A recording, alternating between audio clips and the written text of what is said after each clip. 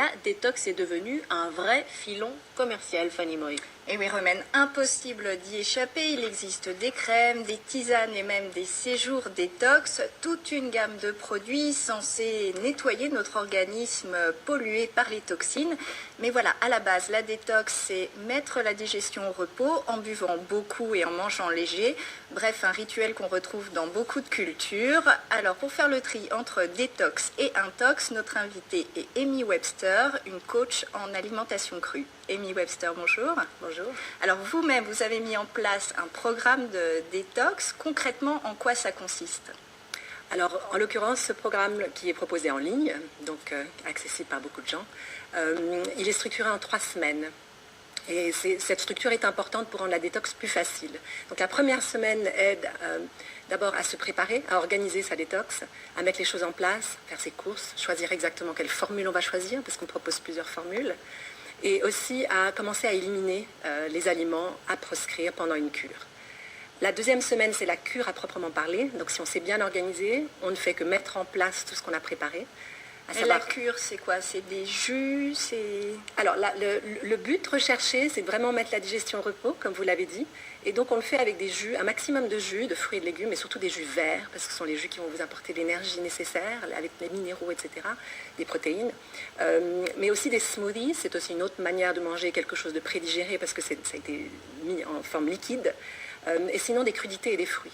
Donc, ce n'est pas forcément que du liquide. On peut choisir sa formule selon notre alimentation habituelle, donc à partir de où on vient et où est-ce qu'on veut aller. Donc il y a 3 niveaux de formules, enfin 3 formules, 3 niveaux de détox.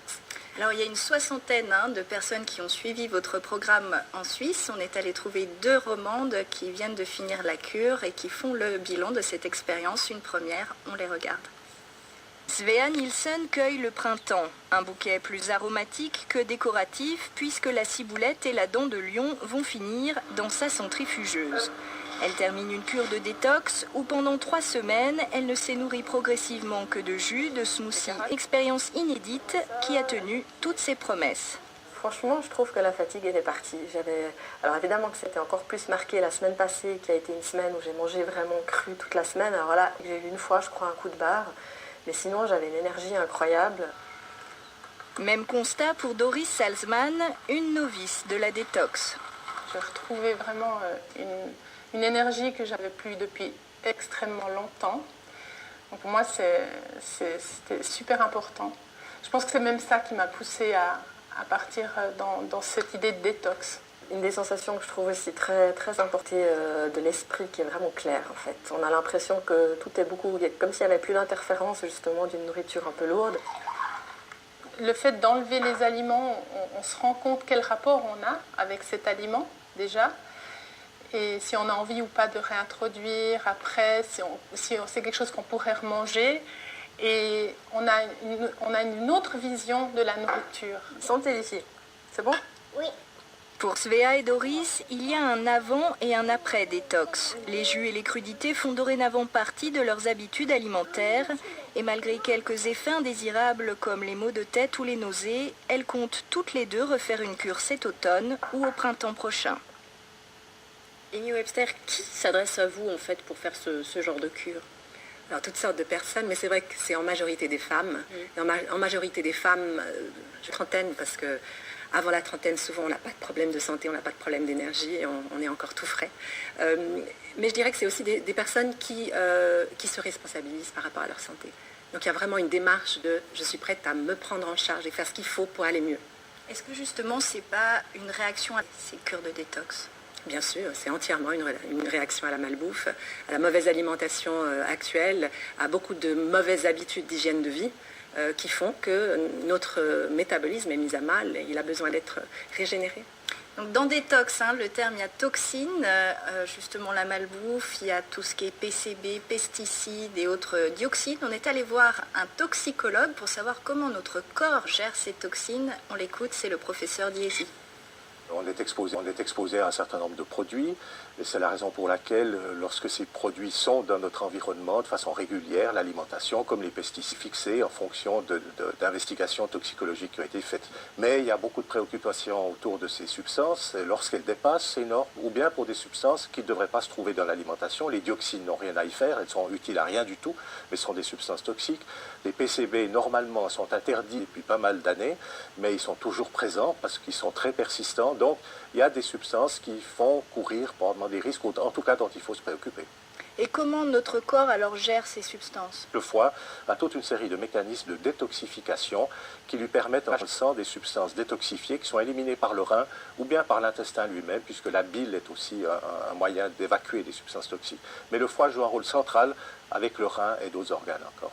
Ça veut dire qu'on ne peut pas les stocker? Les produits qui sont facilement solubles dans les graisses ont tendance à se stocker précisément dans les graisses. D'autres substances comme le plomb ou le cadmium le plomb s'accumule dans les os par exemple, le cadmium dans le rein.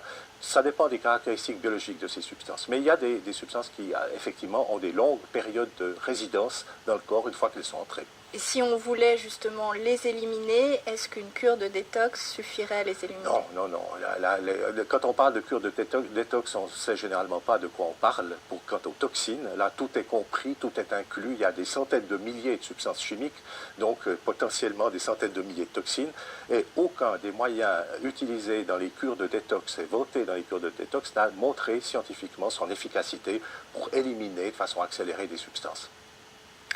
Alors une efficacité qui n'est pas prouvée scientifiquement, vous, pourquoi vous êtes convaincu que ça marche?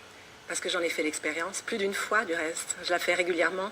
Et toutes les personnes qui font cette expérience et qui se donnent de la peine de le faire vont en tirer des bienfaits extraordinaires. C'est vraiment ça. Je pense qu'il n'y a rien qui parle plus que l'expérience individuelle. Mais pardon, ça prend du temps, il faut s'organiser. C'est pas quelque chose qu'on fait comme ça à la légère. Il faut vraiment un gros investissement. C'est pour ça qu'on a besoin d'aide. Moi aussi, quand j'ai appris cette méthode de m'alimenter, j'ai suivi beaucoup de cours.